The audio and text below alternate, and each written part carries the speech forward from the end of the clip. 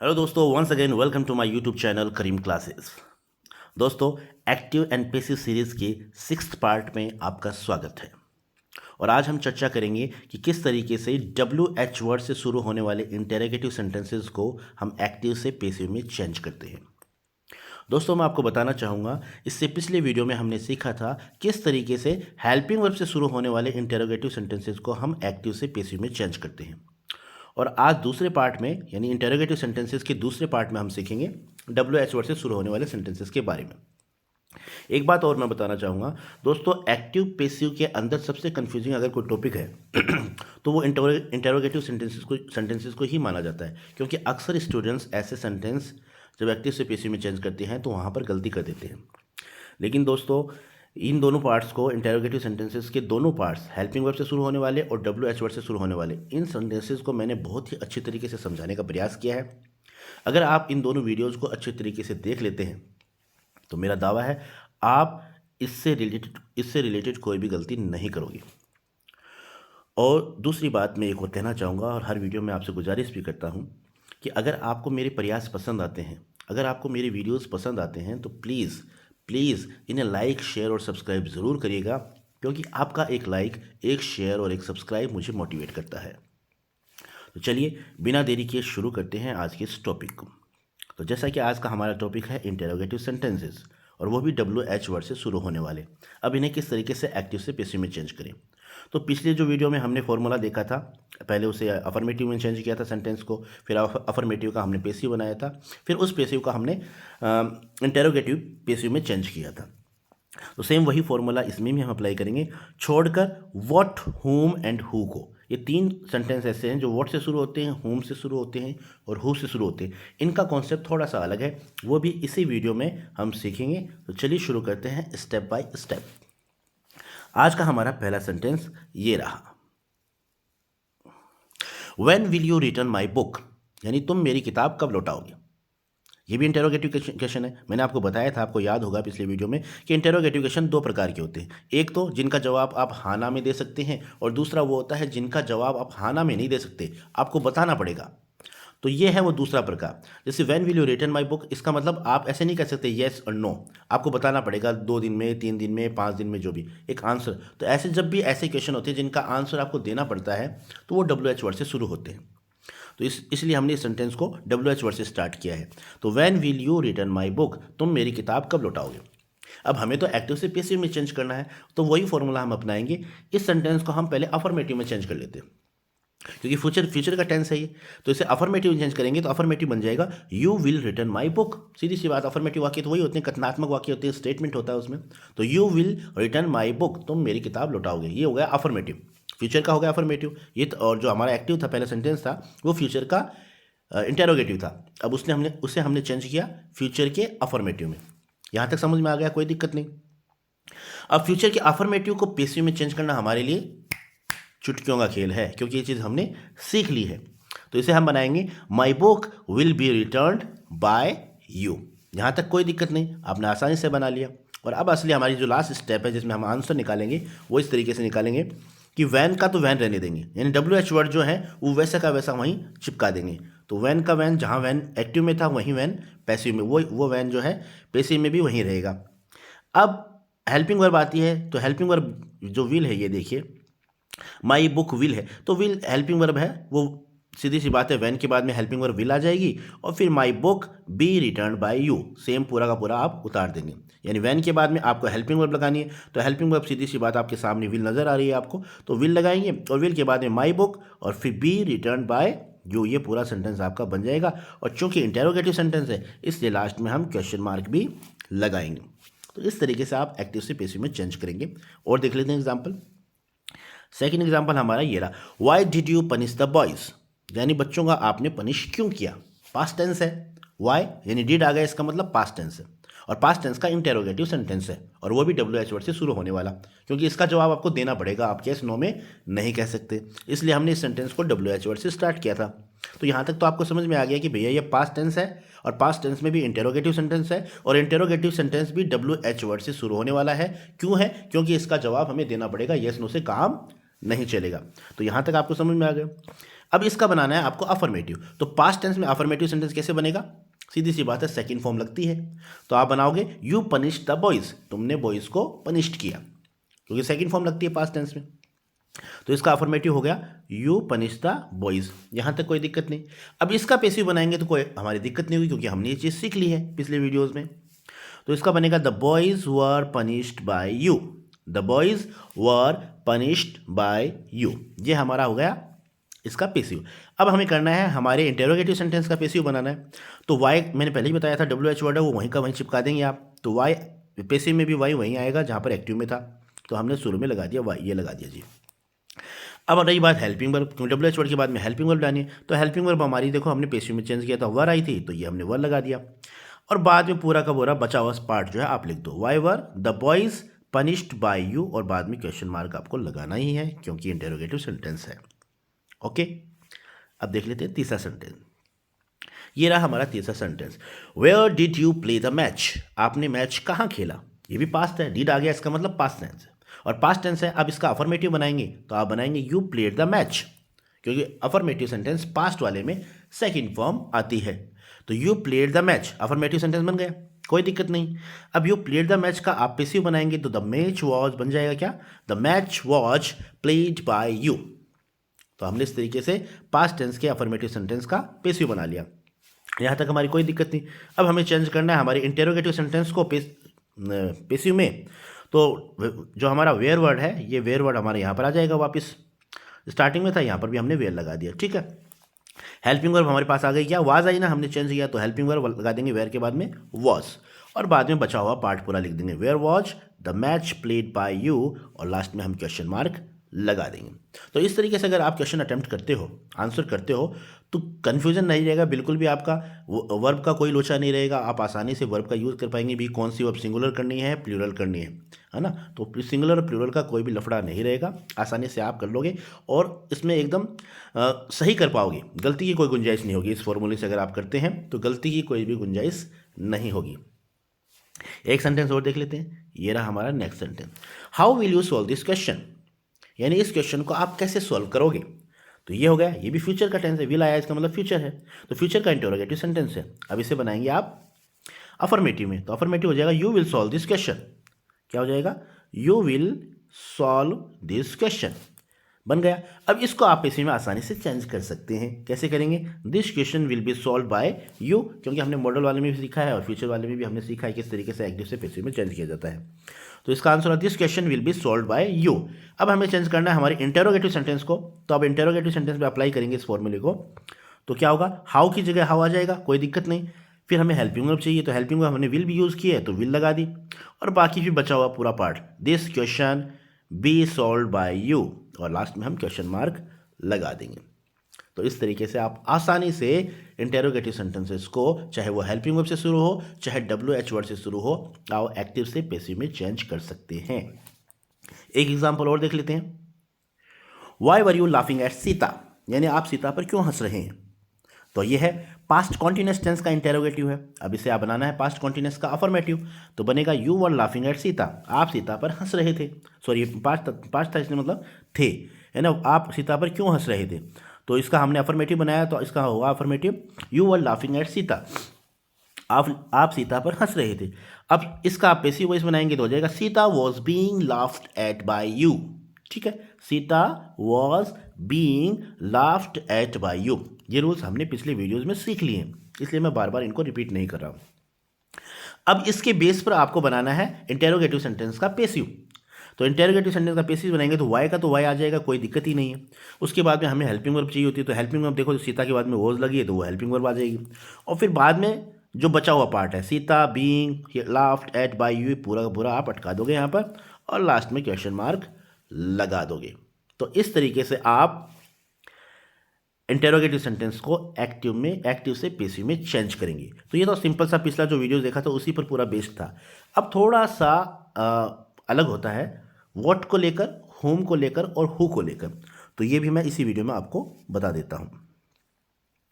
What के concept को समझ लेते हैं, तो देखते हैं हमारा सेंटेंस व्हाट वाला, ये देखो ये रहा हमारा सेंटेंस है, व्हाट इज़ ही राइटिंग। तो दोस्तों मैं आपको बताना चाहूँगा, जब भी आपके सामने एक्टिव सेंटेंस आए जो व्हाट से शुरू हो, तो उसमें आपको क्या करना है, आपको ही तो क्वेश्चन करना है। यानी ऐसा मान लेना कि वो क्वेश्चन आप ही कर रहे हैं और उसका आंसर भी आप ही को करना है, क्योंकि आंसर सीधी सी बात है वो काल्पनिक होगा, तो आंसर आपको काल्पनिक मानना होगा। तो वो आंसर भी आप ही करेंगे और फिर हम उस तरीके से उसे एक्टिव से पैसिव में चेंज करेंगे। देखते हैं, करके देखते हैं उसे।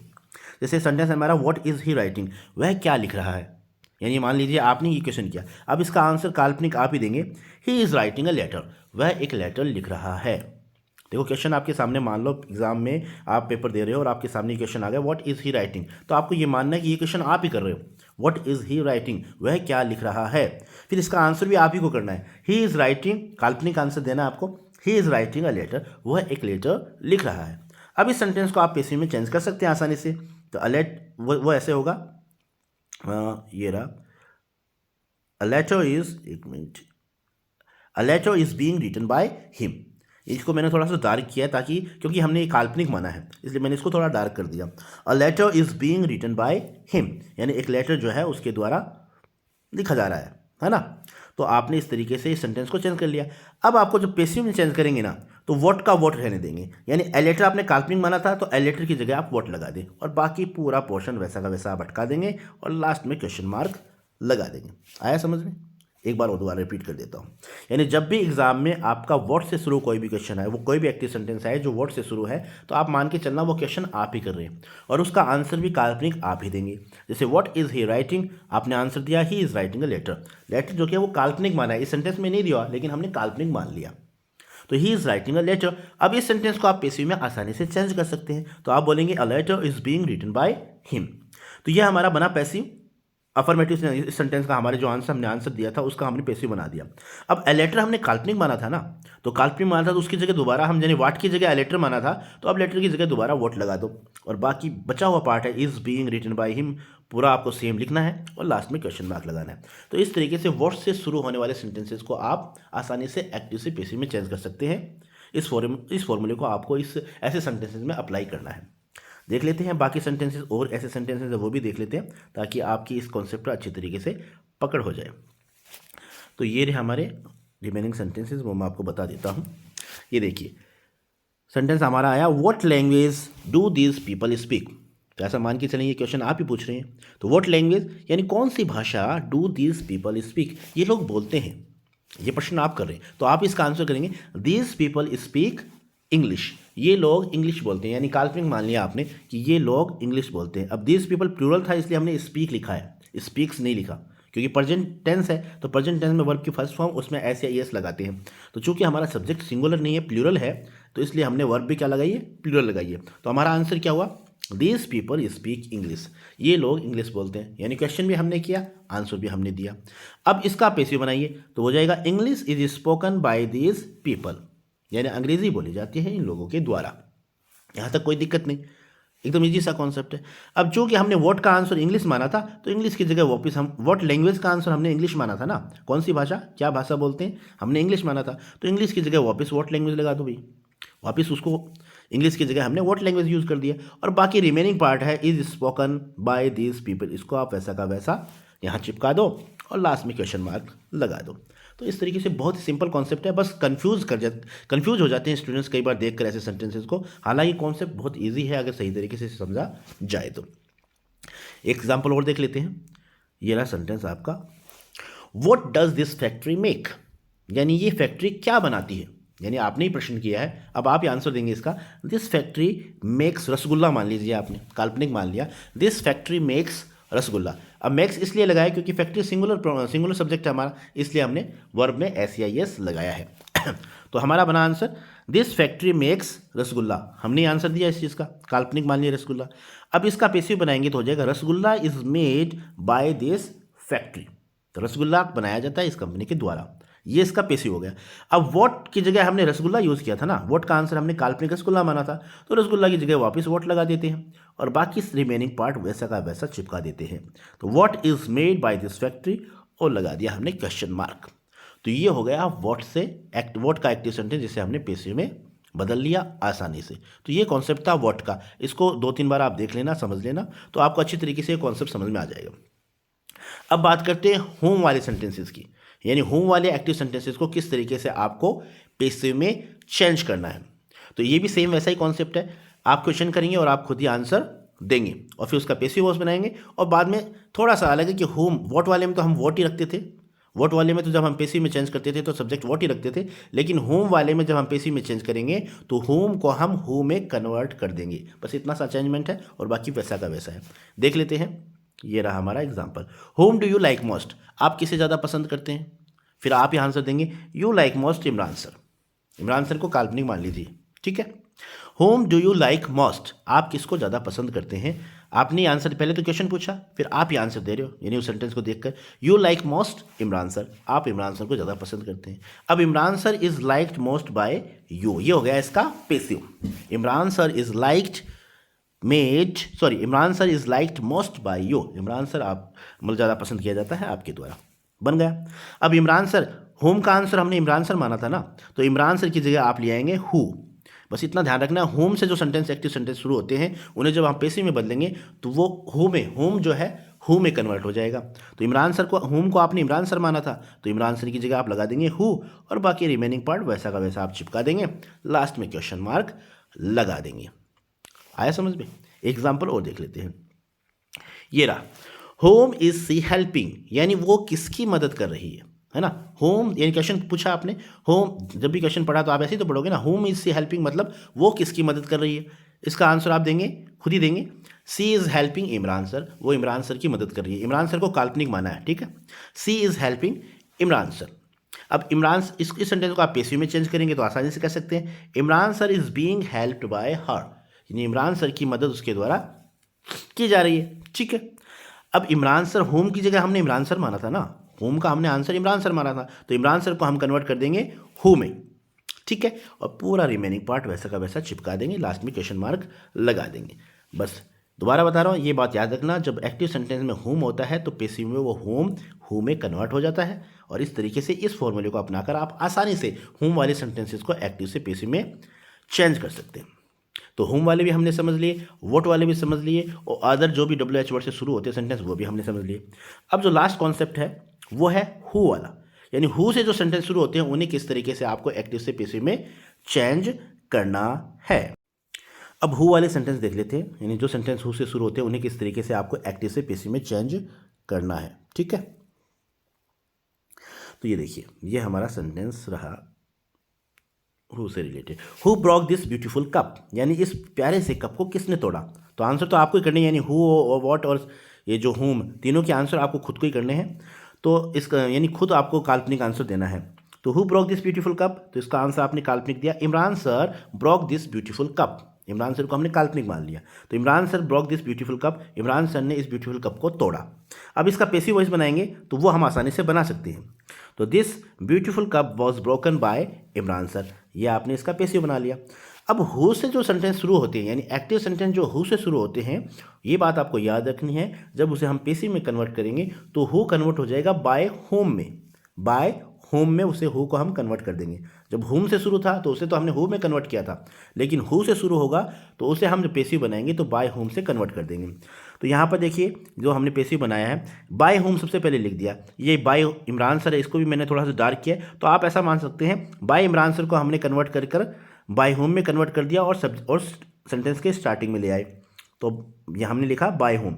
और उसके बाद में आपको हेल्पिंग वर्ब यूज़ करनी है, तो देखो हमने जब पेसिव बनाया था तो हेल्पिंग वर्ब क्या यूज़ की थी, वॉज की थी, तो यहाँ पर भी हम वॉज लगा देंगे, है ना। यहाँ पर हमने वॉज लगाया और बाद में रिमेनिंग पार्ट लिख दो, तो बाय होम वॉज, और फिर हमने लगाया ये दिस ब्यूटीफुल और कप और ब्रोकन, तो ये बनाकर फिर आप क्वेश्चन मार्क लगा देंगे। यानी बस बाय होम लगाना है, उसके बाद में आपने जो पेसिव बनाया था उसमें कौन सी हेल्पिंग वर्ब यूज़ की थी, वही हेल्पिंग वर्ब से इंटेरोगेटिव वाले पेसिव में आपको करनी है। तो बाय होम और वॉज और फिर रिमेनिंग पार्ट, यानी जो पार्ट बच गया उसको लिख दो, by whom was this beautiful cup broken, और इंटेरोगेटिव सेंटेंस इसलिए हमने क्वेश्चन मार्क लगाया। और ये आपको याद भी रखना है, क्वेश्चन मार्क लगाना जरूरी है। अगर क्वेश्चन मार्क नहीं लगाया तो फिर आपका गलत हो जाएगा, क्योंकि इंटेरोगेटिव सेंटेंस है, ठीक है। तो इस तरीके से आप कन्वर्ट कर सकते हैं। एक एग्जाम्पल और देख लेते हैं, who will help you in your difficulty, यानी आपकी मदद, आपकी परेशानी में कौन मदद करेगा।